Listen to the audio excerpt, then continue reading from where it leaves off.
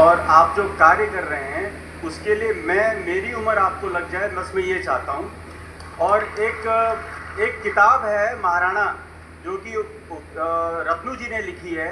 उसमें James Tod एक historian है, उन्होंने एक बात कही कि यदि इस विश्व में राजपूताना यानी कि जो मेवाड़ राजवंश ना होता, उसी मेवाड़ राजवंश की बात कर रहा हूँ जिसके महाराणा सांगा भी वंशज रहे हैं, तो ये पूरा विश्व आज मुस्लिम होता।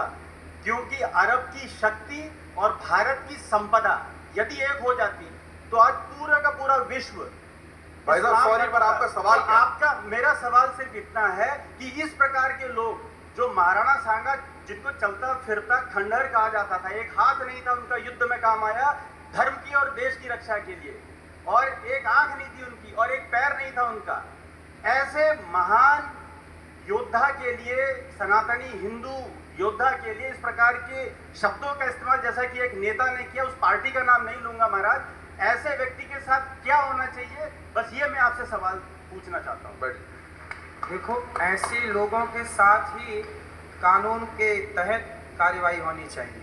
क्या आपने हमारे वीर देखो, फिर वही बात आ गई हिंदू राष्ट्र। यदि हिंदू राष्ट्र होता तो हिंदू इन लोगों के, जो हमारे बीते हुए राजा हैं, हमारा बीता हुआ कल है, उनके बारे में कोई गलत नहीं कह सकता था।